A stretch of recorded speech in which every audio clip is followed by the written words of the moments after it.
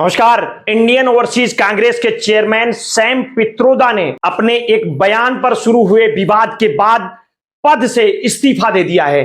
जयराम रमेश ने इस बारे में सोशल मीडिया पर जानकारी दी है।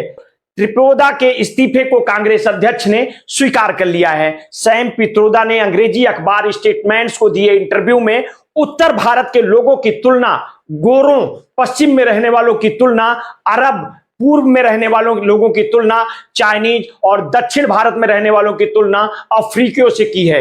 कांग्रेस पार्टी ने पित्रोदा के बयान से किनारा कर लिया और उसके सहयोगी दलों ने भी बयान को गलत करार दिया है। कांग्रेस महासचिव जयराम रमेश ने कहा है, सैम पित्रोदा की ओर से भारत की अनेकताओं को जो उपमाएं दी गई हैं वो गलत हैं, दुर्भाग्यपूर्ण हैं, अस्वीकार हैं। कांग्रेस इन उपमाओं से अपने आप को पूर्ण रूप से अलग करती है और इसका खंडन करती है। बीबीसी की रिपोर्ट के अनुसार पीएम नरेंद्र मोदी ने एक चुनावी सभा में सैम पित्रोदा के बयान की निंदा की है और राहुल गांधी समेत कांग्रेस को घेरा है। पीएम मोदी ने कहा, मैं आज बहुत गुस्से में हूं, मुझे कोई गाली दे, मुझे गुस्सा नहीं आता, मैं सहन कर लेता हूं, लेकिन आज शहजादे के फिलॉसफर सैम पित्रोदा ने इतनी बड़ी गाली दी है, इसने मुझे गुस्से से भर दिया है। कोई मुझे यह बताए, क्या मेरे देश में चमड़ी के आधार पर योग्यता तय होगी? संविधान सिर पर लेकर नाचने वाले लोग चमड़ी के रंग के आधार पर मेरे देशवासियों का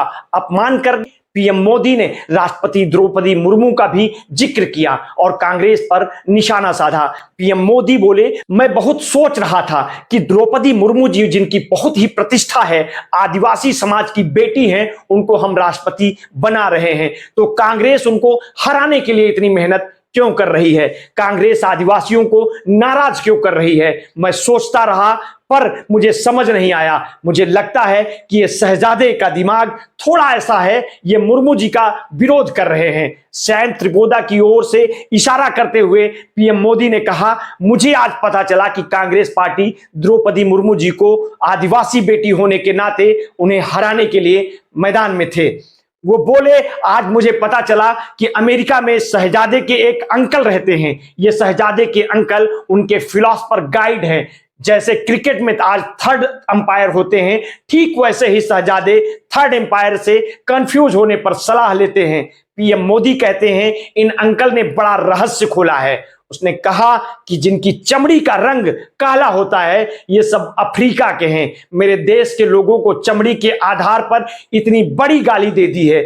तब जाकर मुझे समझ आया कि चमड़ी का रंग देखकर उन्होंने मान लिया कि द्रौपदी मुर्मू भी अफ्रीकन हैं, इसलिए उनकी चमड़ी का रंग काला है, तो उनको हराना चाहिए। पीएम मोदी ने कहा, देश को कहां ले जाएंगे? अरे चमड़ी का रंग कोई भी हो, हम तो कृष्ण को पूजने वाले लोग हैं, जिनकी भी चमड़ी का रंग हम जैसा था। सैम पित्रोदा ने कहा क्या?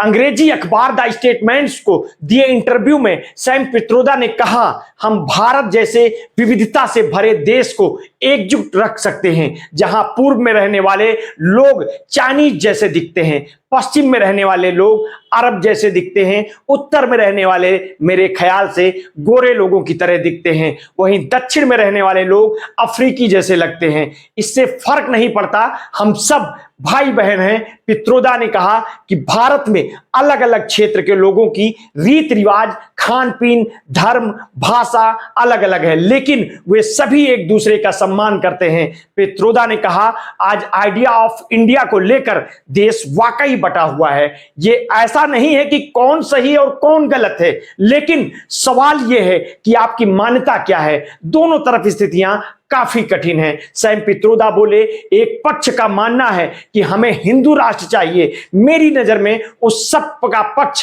प्रतिनिधित्व ऐसे लोग कर रहे हैं जिन्होंने महात्मा गांधी को मारा।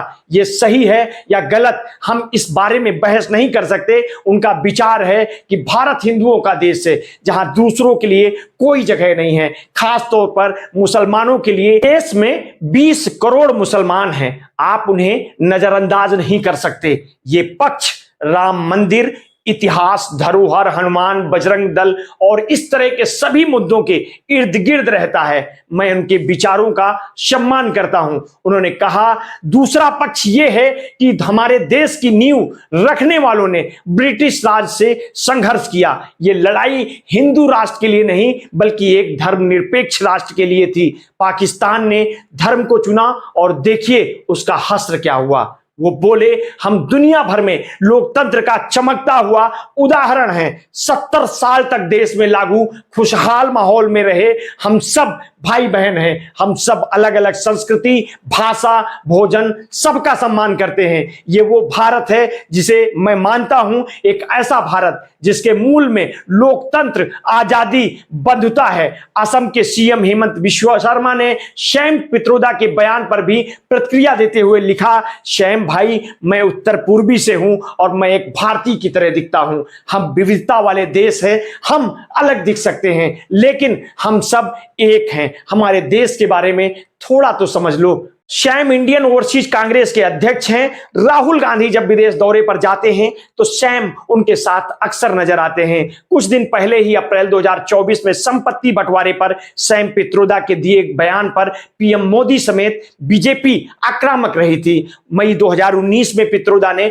1984 सिख दंगों पर भी एक बयान दिया था जिस पर काफी हंगामा हुआ था। सैम पित्रोदा ने एक सवाल के जवाब में कहा था, 1984 में हुआ तो हुआ, पिछले 5 साल में क्या हुआ, इस पर बात करिए। हालांकि जब इस बयान पर हंगामा हुआ तो सैम ने माफी मांगी और अपने बयान की वजह अपनी खराब हिंदी को बताया था। साल 2019 में सैम पित्रोदा का एक और बयान चर्चा में रहा। पुलवामा हमले और फिर भारत की जवाबी कार्रवाई के बाद सैम ने कहा था, हमले होते रहते हैं, मुंबई में भी हमला हुआ था, हम भी प्रतिक्रिया देते हुए प्लेन भेज सकते थे, लेकिन यह सही नहीं होता। मेरे हिसाब से आप दुनिया में ऐसे नहीं निपटते। सैम पित्रोदा को भारत में टेलीफोन लाने वाले बेहतर विस्तार दिए जाने का श्रेय दिया जाता है। सैम पित्रोदा के सफर की शुरुआत ओडिशा के बोलांगीर जिले के एक गांव से हुई थी। सैम पित्रोदा की उपलब्धियों को लेकर उनके व्यक्तिगत जीवन से संबंधित एक वीडियो मैंने बनाई है जो आपको हमारे चैनल पर मिल जाएगी, आप उसे देख सकते हैं। अपना ध्यान रखिए। बहुत बहुत धन्यवाद। साधु।